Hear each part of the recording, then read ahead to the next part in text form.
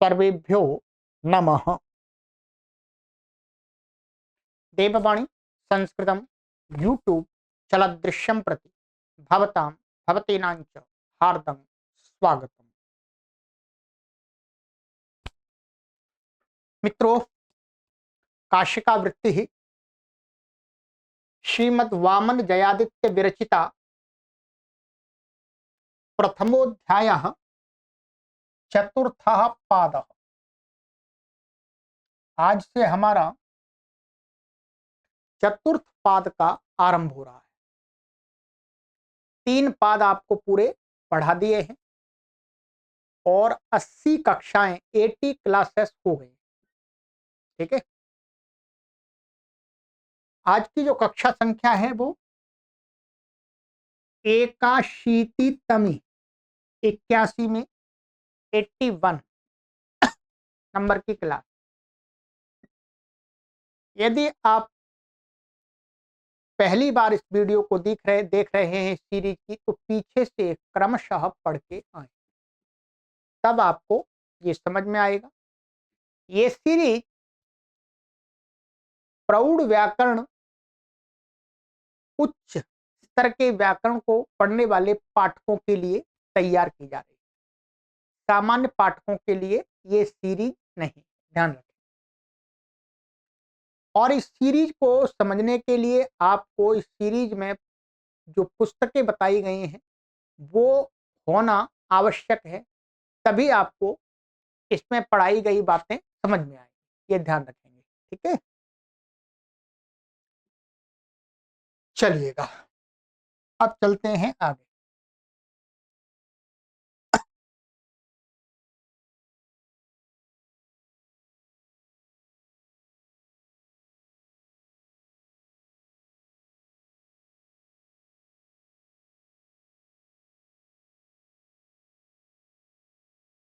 पढ़ने से पहले अथवा इसको पढ़ते हुए अष्टाध्यायी भाष्य प्रथमावृत्ति के अर्थ को एक बार अवश्य देख लिया करें।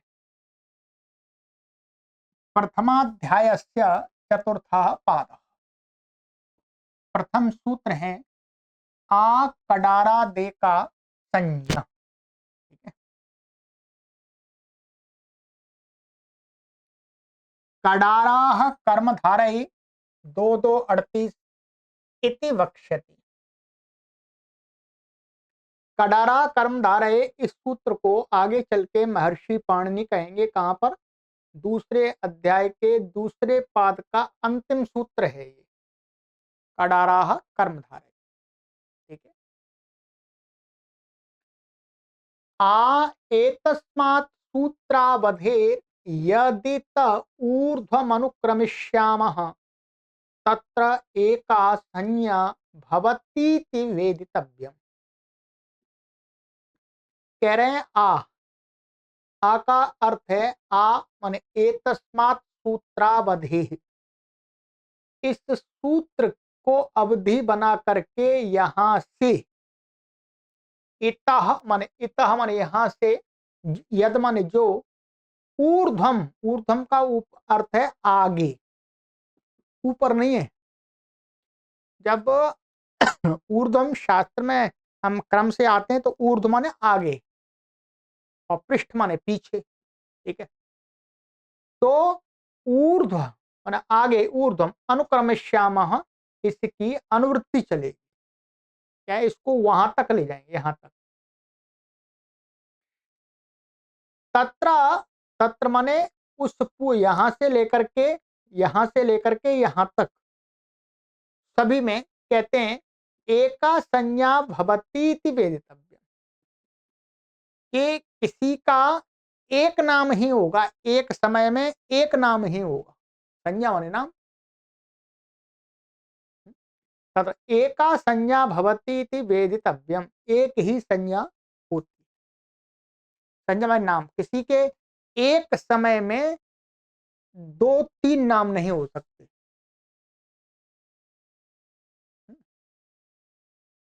ऐसा जानना चाहिए, ये सूत्र कहता है। का पुनरसौ, अब ये कह रहे हैं कि भाई 2-3 संज्ञाएं तो ठीक है, एक होगी, परंतु उनमें से ये निर्धारण कैसे होगा कि ये वाली होगी, ये वाली नहीं होगी, है? तो का पुनरसौ वह कौन सी होगी फिर? तो कहते हैं या परानवकाशा च, उसमें वो होगी जो या तो परे, माने सूत्र क्रम में परे मन बाद वाले सूत्र के द्वारा हो रही होगी संज्ञा, वो होगी। दूसरा अनवकाशा, वो परे ना हो परंतु अनवकाश, अनवकाश का अर्थ है उसको कहीं अवकाश ही नहीं मिल रहा हो, तो वो होगी। ठीक है, अनवकाश सावकाश ये आपको पारिभाषिक में खूब पढ़ाया है। ठीक है, तो कौन सी होगी? जो परे होगी अथवा अनवकाश, दोनों एक साथ नहीं जोड़ना, अलग अलग, परे वाली हो जाएगी अथवा अनवकाश वाली हो जाएगी। ये कर दिया निर्धारण, ये सूत्र करेगा। अन्यत्र संज्ञा समावेशान्नियमार्थम वचनम एकैव संज्ञा भवतीति। कहते हैं अन्यत्र, अन्यत्र माने दूसरी जगह। दूसरी जगह क्या? भाई एक जगह तो यहाँ व्याकरण पढ़ रहे हैं, ये व्याकरण से दूसरा क्या है? शास्त्र, और दूसरा लोक। लोक, लोक माने लोक व्यवहार, हम सभी का लोक व्यवहार। तो कहते हैं लोक व्यवहार में माने सांसारिक कार्यकलापों को व्यवहार करने में संज्ञा समावेशात, वहां क्या होता है? लोक व्यवहार में तो हम 2 3 4 नामों का प्रयोग कर सकते हैं एक समय में, है?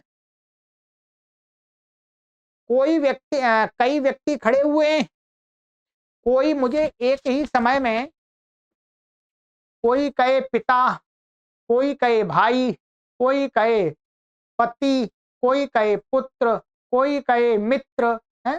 कोई कहे गुरु, तो सभी लोग मुझे एक समय में भिन्न भिन्न नामों से पुकार सकते हैं और मैं समझ सकता हूं कि ये मुझे पुकार रहे हैं, ये मुझे पुकार रहे हैं, ये सभी मुझे ही पुकार रहे हैं। ऐसा चलता है। तो लोक में तो चल जाता, लोक में तो एक समय में एक साथ कई संज्ञाओं, कई नामों का प्रयोग होता है। तो वही, तो संज्ञा समावेशात अन्यत्र, दूसरी जगह तो अनेक संज्ञाओं के समावेश माने प्रयोग होने से नियमार्थम वचनम, शास्त्र में ये सूत्र नियम के लिए बनाया जा रहा है कि ऐसा शास्त्र में नहीं होता है।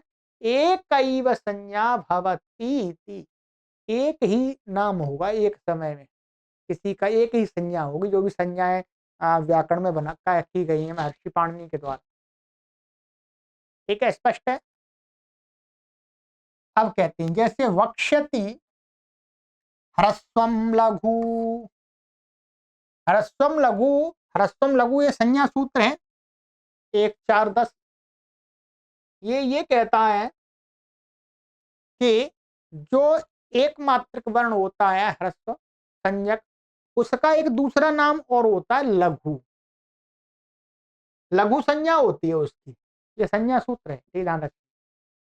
तो जैसे यहाँ पर इस संज्ञा लघु है, वो लघु संज्ञा का यहाँ उदाहरण दिखा दिया, भेदी और छिदी धातु से भेदता और छेदता बना दिया।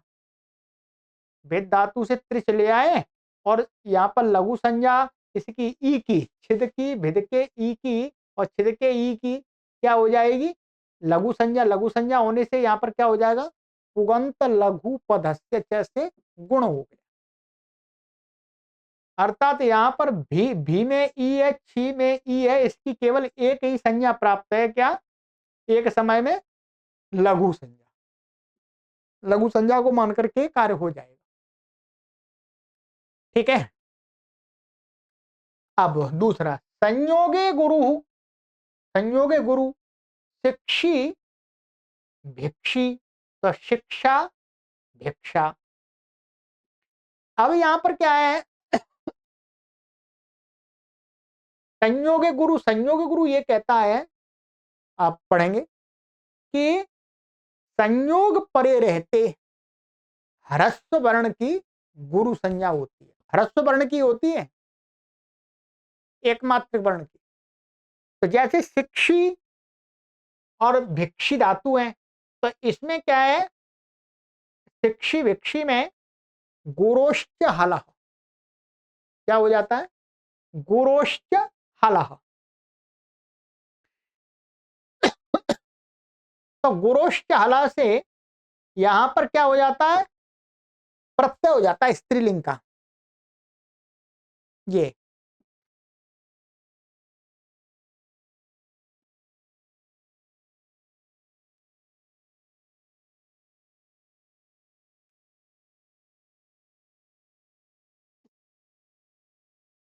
अप्रत्यय हो जाता है स्त्रीलिंग का। ठीक है, अब यहां पर ये कहते हैं कि संयोग परस्य ह्रस्वस्य लघु संज्ञा प्राप्नोति गुरु संज्ञा च। क्या, यहां पर शिक्षी और भिक्षी में क्या है, शिक्ष बचेगा। ठीक है, ये संयोग पर ये लघु है आपका, वो गुरु वो ह्रस्व है, तो इससे क्या हो जाएगी, गुरु संज्ञा प्राप्त हो रही है। और ह्रस्वम लघु से लघु संज्ञा प्राप्त हो रही है, ऊपर वाला बताया था। ठीक है, परंतु यहां पर वास्तव में ध्यान रखेंगे, यहां संज्ञा तो प्राप्त हो रही है, परंतु संज्ञा को मान करके, यहां दोनों संज्ञाओं को मान करके कोई कार्य प्राप्त नहीं हो रहा। लघु संज्ञा का यहां पर कोई कार्य प्राप्त नहीं है। क्या है, लघु संज्ञा का कोई भी कार्य प्राप्त नहीं है, यहां गुरु संज्ञा का ही कार्य प्राप्त है, गुरोश्च हला। ठीक है, गुरोश्च हला से स्त्रीलिंग में, तो इसकी गुरु संज्ञा हो रही है। तो संयोग परस्य ह्रस्वस्य लघु संज्ञा प्राप्नोति गुरु संज्ञा। तो गुरु संज्ञा, तो यहाँ गुरु संज्ञा हो गई, लघु संज्ञा का यहाँ कोई कार्य है ही नहीं। प्राप्त तो है, ध्यान रखें, लघु संज्ञा यहाँ प्राप्त तो है, परंतु लघु संज्ञा को मान के कुछ करना ही नहीं है। जो भी नाम रखा जाता है, तो नाम रखा जाना का प्रयोजन होता है, वो प्रयोजन वहां पर हो तो नाम रखना सार्थक है, केवल नाम। तो यहां पर हम कोई कहे कि लघु संज्ञा और गुरु संज्ञा, तो यहाँ लघु संज्ञा की प्राप्ति तो है, परंतु लघु संज्ञा को मान के कुछ करना ही नहीं है, तो हम नाम क्यों रखेंगे।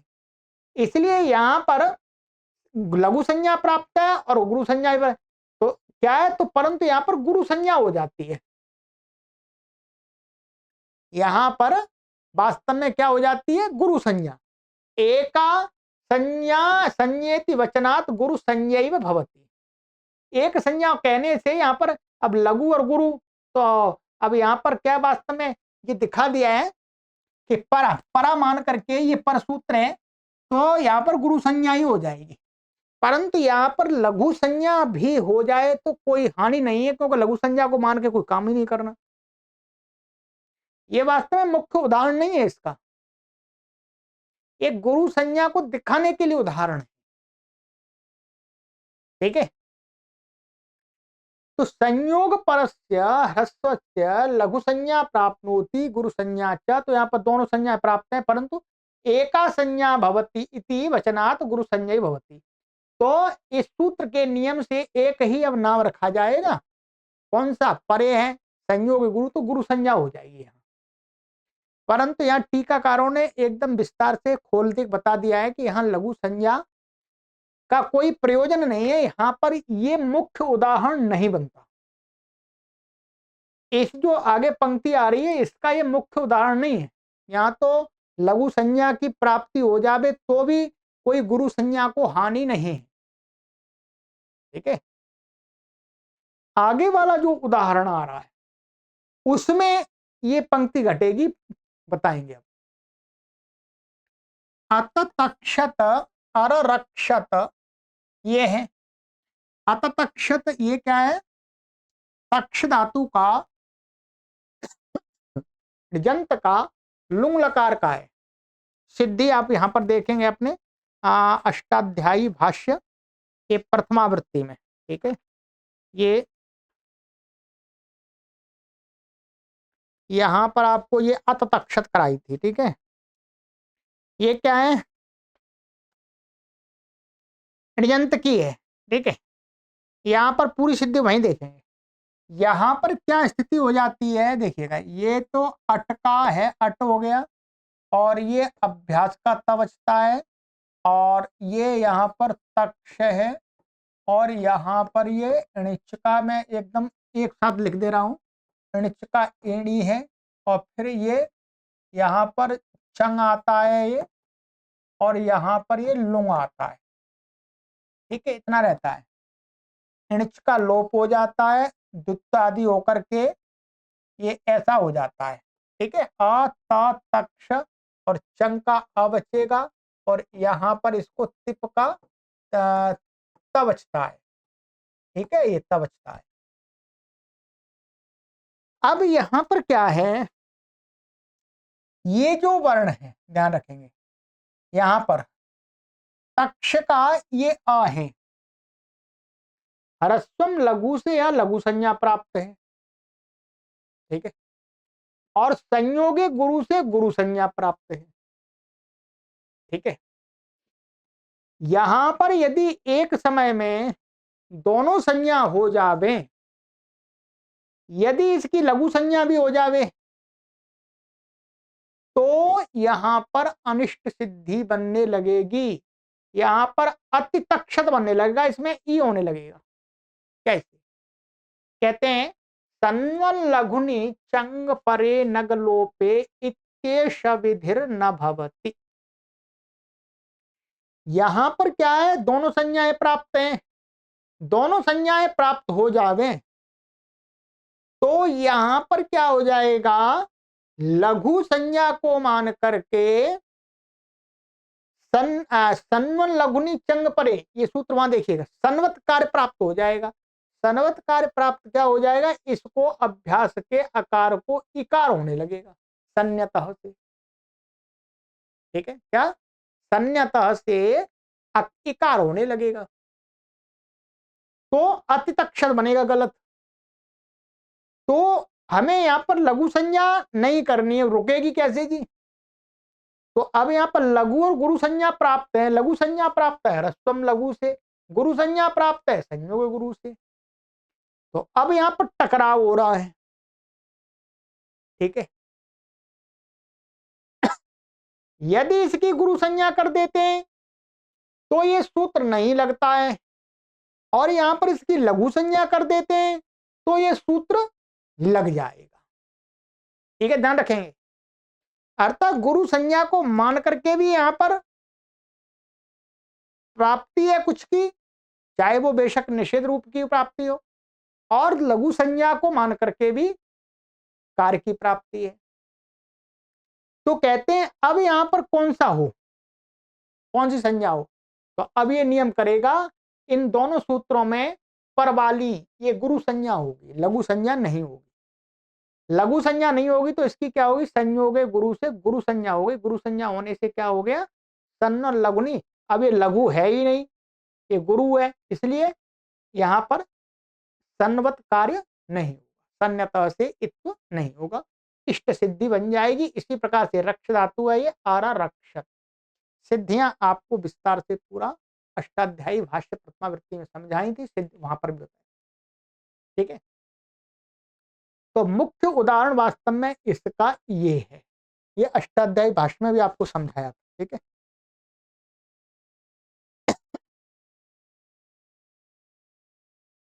चलिए, तो ये हो गया आपका। तो अब ये नियम आपका चलेगा। ठीक है, यहां पर जो ये आंग है, ये क्या है, अभिविधि में है। क्या है, अभिविधि में जो आंग उपसर्ग होता है वो दो जगह प्रयोग होता है, एक मर्यादा में और एक अभिविधि में। तो तेन बिना मर्यादा, तेन सह अभिविधि। तो अभिविधि का मतलब हो गया कडारा कर्म धारये, इस तक, इस सहित तक जाएगा, तेन सह अभिविधि। ठीक है, यदि मर्यादा अर्थ में आंग ले लेंगे तो फिर इसकी अवधि को छोड़ना पड़ेगा, इस सूत्र को, नहीं यहां तक। ठीक है, तो चलिएगा, ये सूत्र मैंने आपको क्लियर कर दिया। अब इसमें कोई परेशानी नहीं है, सरल शब्दों में आपको पढ़ाया है। ठीक है,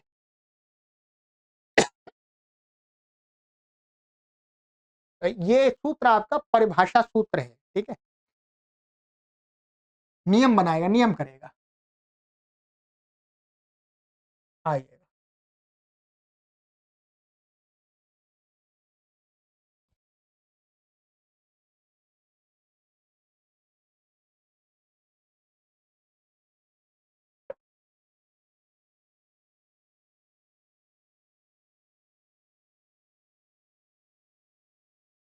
विप्रतिषेधे परम कार्यम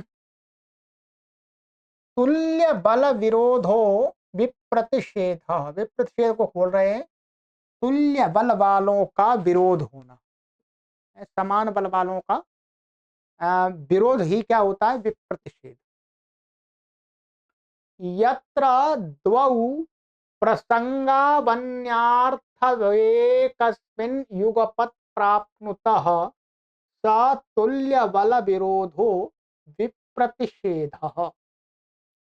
कहते हैं जहां द्वौ प्रसंगौ, दो प्रसंग, और कैसे, अन्यार्थ, अन्यार्थ माने अन्य अन्य प्रयोजन वाले, एक प्रयोजन वाले नहीं, दो प्रसंग भिन्न भिन्न प्रयोजन में कार्य वाले, एकस्मिन किसी एक जगह, एक साथ, युगपत माने एक साथ, प्राप्तः प्राप्त हो रहे हूं, तुल्य बल विरोध, वही क्या होता है, तुल्य बल विरोध है, वही क्या है, विप्रतिषेध, वही विप्रतिषेध शास्त्र में कहा है। तस्मिन् विप्रतिषेधे परम कार्यम भवति, उस विप्रतिषेध में माने ऐसा तुल्य बलवानों का विरोध होने पर, सप्तमी, परम कार्यम भवति, तो यहां पर तुल्य बल वाले क्या होंगे, तुल्य बल वाले तो सूत्र होंगे शास्त्र के अंदर, तो वो सूत्र अर्थात सूत्र को करने वाले, वो कार्य को करने वाले सूत्र अर्थात दो कार्य। तो उसमें जो महर्षि पाणिनि का जो सूत्र क्रम है, उस क्रम में जो बाद वाले कार्य माने बाद में जो सूत्र है, वो जो कार्य करता है, वो कार्य हो तुल्य बल विरोध। उत्सर्गापवाद नित्या नित्यांतरंग बहिरंगेषु तुल्य बला बलता नास्तीति नायमस्य योगस्य विषयः। कहते हैं कि भाई उत्सर्ग सूत्र, उत्सर्ग माने सामान्य सूत्र, अपवाद सूत्र, उत्सर्ग का अपवाद होता है थोड़े से क्षेत्र में, और नित्य सूत्र, और अनित्य, और अंतरंग, और बहिरंग। ठीक है, ये इनके विषय में ध्यान रखेंगे, उत्सर्ग, अपवाद, अनित्य, नित्य, अंतरंग। ठीक है, नित्य, अनित्य, अंतरंग, बहिरंग, माने उत्सर्ग सूत्र, अपवाद सूत्र, नित्य सूत्र, और अनित्य सूत्र, अंतरंग सूत्र, और बहिरंग सूत्र। कोई कहने लगे इनमें से इस प्रकार के सूत्रों में यदि तुल्य बल विरोधता हो, तुल्य बल विरोध आ जाए तो ये सूत्र नियम करेगा, तो कहते हैं नहीं भाई, उत्सर्ग और अपवाद, माने उत्सर्ग और अपवाद दो सूत्र हैं हमारे पास में, उनमें कभी भी तुल्य बल विरोध नहीं होगा, क्योंकि उत्सर्ग सूत्र कमजोर होता है, निर्बल होता है, और अपवाद सूत्र बलवान होता है। जहां उत्सर्ग और अपवाद की प्राप्ति में अपवाद पहले लगेगा, तो वहां तो तुल्य बल विरोध है ही नहीं। तो इस प्रकार के सूत्रों में परस्पर तुल्य बलता नहीं होती।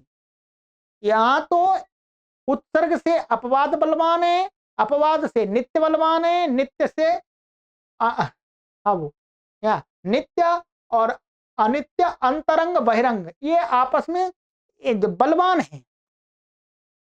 ठीक है, पूर्वापर नित्य नित्य अंतरंग आदि। तो अच्छा, ये ऐसा कहना चाह रहे थे कि उत्सर्ग और अपवाद में और नित्य और अनित्य में और अंतरंग और बहिरंग में ये तीन जोड़े बन गए। ठीक है, नित्य और अनित्य में आप देखेंगे तो अनित्य कमजोर है, नित्य बलवान है, कोई उनमें तुल्य बलता नहीं है। ऐसे अंतरंग और बहिरंग में, अंतरंग और बहिरंग में क्या है, अंतरंग बलवान है, बहिरंग कमजोर है। तो इनमें तो तुल्य बलता की बात ही नहीं होती। ठीक है, तो ये वाले सूत्र तो इस सूत्र के विषय ही नहीं है। नास्ति इति न अयम माने यह, ये सूत्र योग है, अस्य योगस्य विषय। अच्छा नहीं, ये वाला जो है प्रसंग ये सूत्रों का, ये तो इस सूत्र का विषय ही नहीं है। नास्ति इति अयम माने यह अस्य योगस्य माने इस योग का विषय ही नहीं है।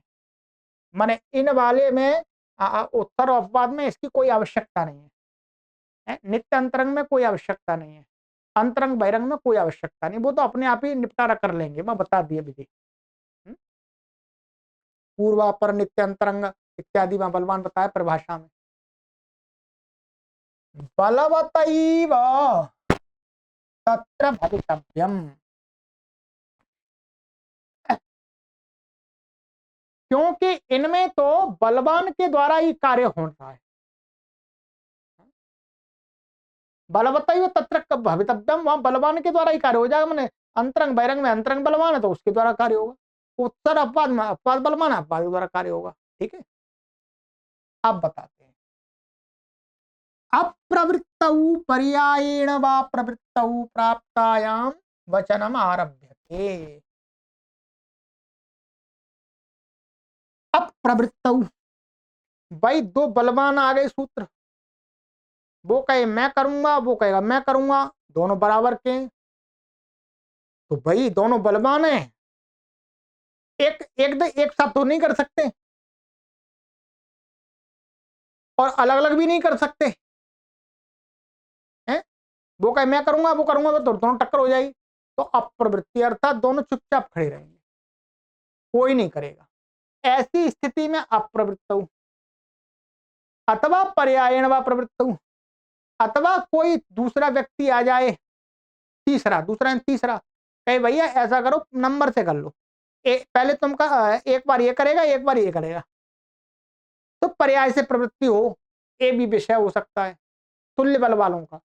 तुल्य बल वालों में या तो अप्रवृत्ति की उपस्थिति होगी या पर्याय की उपस्थिति होगी नंबर से करने की। तो ऐसी प्रवृत्ति में, स्थिति में प्राप्त वचनम आरभ्यते, ये सूत्र का विधान किया जा रहा है कि ना तो पर्याय से प्रवृत्ति हो और ना ही अप्रवृत्ति हो, प्रवृत्ति हो और किसी एक की हो और वो भी निश्चित की हो, इसलिए सूत्र का आरंभ किया जाए। अतो दीर्घो यं सुपीच इत्यस्यावकाशः वृक्षाभ्याम प्लक्षाभ्याम। ठीक है, ध्यान रखेंगे। अब ये अतो दीर्घो यही और सुपीच, ये दो सूत्र हैं, दो सूत्र में सूत्र तो यही दिखा रहे हैं, इसमें उसकी अनुवृत्ति आती है। क्या है? उसकी अनुवृत्ति आती है, अतो दीर्घो यही और सुपीच। ठीक है, अनुवृत्ति आती है दोनों मिलकर के। तो ये सूत्र क्या करता है,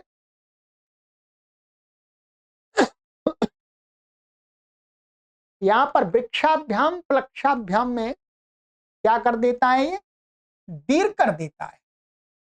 ध्यान रखें, क्या कर देता है, दीर्घ कर देता है।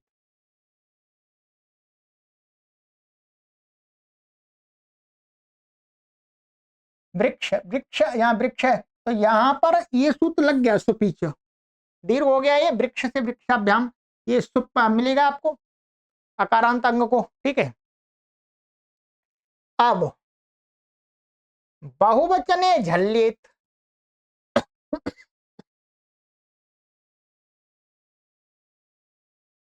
ये कहता है इत्यस्य अवकाशः। ठीक है, ये सूत्र यहां पर कि अकारांत अंग को बहुवचन का सुप, झलादि सुप रहते हुए एकार आदेश होता है तो वृक्षेषु प्लक्षेषु। ध्यान रखें, ये वाला सूत्र यहां प्राप्त नहीं है क्योंकि द्विवचन के रूप में ये बहुवचन में करता है, और ये वाला सूत्र यहां प्राप्त नहीं है, इसमें सुप के परे रहते बहुवचन, सप्तमी व्यक्ति बहुवचन। क्यों? क्योंकि ये आदि मांगता है, यही यही माने ये आदि सुप, तो ये आदि सुप नहीं है, ये तो य में नहीं आता, तो ये सूत्र यहां प्राप्त नहीं है। ठीक है, अर्थात इस सूत्र को यहां पर कार्य करने का अवसर मिल रहा है, इस सूत्र को यहां पर कार्य करने को अवसर प्राप्त हो रहा है, सूत्र व्यर्थ नहीं जा रहे। ये दोनों सूत्र कैसे हो गए? सावकाश, सावकाश दोनों, यहां पर इसको अवकाश मिल गया, यहां पर, और यहां पर इसको अवकाश मिल गया। ठीक है, अब कहते हैं कि इहो भयम प्राप्नोति, माने यहां पर दोनों ही प्राप्त होते हैं। कौन सी जगह? वृक्षेभ्यः प्लक्षेभ्यः इति। अब वृक्षेभ्यः, वृक्ष और ये भ्यस, यहां पर क्या है? ये आदि भ यही में आ रहा है, सुपीच भी प्राप्त हो रहा है कारण तक, और ये बहुवचन, बहुवचन में भी है और झलादि भी है, भ झल में भी आ रहा है। ठीक है, तो ये भी प्राप्त हो रहा है, माने ये सूत्र यहां पर एकार करने के लिए तैयार है, ये वाला सूत्र यहां पर दीर्घ करने के लिए तैयार है। ये दोनों सूत्र कैसे हैं? समान बल वाले हैं, क्योंकि दोनों को अवकाश मिल गया, सावकाश है। अब इसमें से कौन सा हो? या तो नंबर से होते पर्याय से, अथवा एक भी नहीं होगा, भाई कोई नहीं होगा ऐसे रहेगा तो गलत बन जाएगा। पर्याय से होगा तो दो रूप बन जाएंगे, एक बार एकार का बन जाएगा और एक बार दीर्घ का बन जाएगा, गलत हो जाएगा। अब ये सूत्र नियम करेगा कि तुल्य बल विरोध वाले दो सूत्रों के उपस्थित होने पर, उसमें अब अष्टाध्यायी क्रम में देखेंगे ये कौन सा है, 103 संख्या नंबर, और ये है 102, तो ये वाला बाद का सूत्र है, तो ये वाला कार्य करेगा अब यहां पर इस परिभाषा नियम से,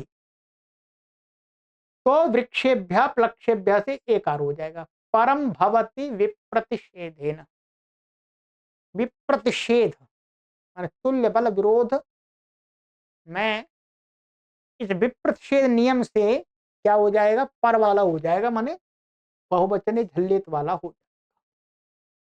ठीक है,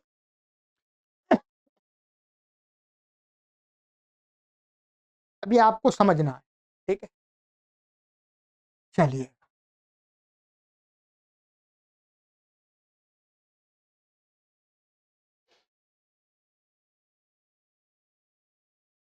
यूस्त्राख्यौ नदी, ये संज्ञा सूत्र है। ईचा ऊचा यू, अविभक्ति को यम निर्देश, ये क्या है? यू, महर्षि पाणिनि ने इसमें बिना विभक्ति के विभक्ति लाए हटा करके इसको दिखाया है, तो अविभक्ति माने विभक्ति माने स्वादि उत्पत्ति यहाँ थी पर उसको लुक कर दिया, हटा दिया, तो यू रख दिया ये, तो अविभक्ति को निर्देश। स्त्रियामाचक्षाते स्त्रियाख्यौ, तो स्त्री के माने स्त्रियाख्य के शब्द की व्याख्या कर रहे हैं। स्त्री में नहीं, स्त्री स्त्रियम, स्त्रियम मैंने गलत बोल दिया, स्त्रियम आचक्षाते स्त्रियाख्यौ, तो स्त्री की आख्या माने कथन, स्त्री की आख्या को कहने वाले द्विवचन में है क्योंकि इसका विशेषण बनाना है, तो उसको बोलते हैं स्त्रियाख्यो। मूल वेभुजादि दर्शनात् कह का प्रत्यय, इसमें क्या है, स्त्री उपपद रहते हुए और आंग पूर्वक ख्याई धातु है। क्या है? ख्याई धातु। तो ख्याई धातु से चक्षिणः ख्याई, चक्षु को ख्याई आदेश हो जाता है, ख्याई माने ख्याई। तो ख्याई को मूल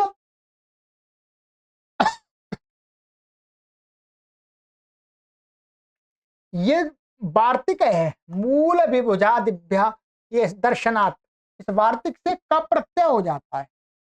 क प्रत्यय होकर के ये वास्तव में ऐसा बन जाता है स्त्री, और ये आंग पूर्वक ख्या, चक्षु को ख्याई हो जाता है, धातु के विषय में ख्या, और ये क प्रत्यय हो गया, आकार का लोप हो गया, यहाँ यण आदेश हो गया, और ये स्त्रियाख्य बन गया, द्विवचन में स्त्रियाख्य बन गया। तो ये शब्द की सिद्धि बता दी। ईकारांतम ऊकारांतं च स्त्रियाख्यम शब्द रूपम नदी संज्ञम भवति। दीर्घ ईकारांत दीर्घ उकारांत जो शब्द, और वो कैसे, स्त्रियाख्यम, स्त्री की आख्या वाले, स्त्री के कथन को कहने, स्त्री स्त्रीलिंग में वर्तमान, ऐसे शब्द रूप की नदी संज्ञा होती है, मैंने उनका नाम रख दिया नदी। जैसे ईकारांतम कुमारी, गौरी, लक्ष्मी। अब यहाँ पर क्या है, ये स्त्री को कहते हैं, स्त्री में वर्तमान है, गौरी, लक्ष्मी आदि, ये ईकारांत शब्द है। ठीक है, ईकारांत नदी संज्ञा है। शारंग रवि, ठीक, इसमें नदी संज्ञा को मान करके कोई कार्य नहीं दिखाया। ये कैसे, रूप उदाहरण, कैसे, रूपोदाहरणानि एतानि, ये रूप उदाहरण है, ध्यान रखेंगे।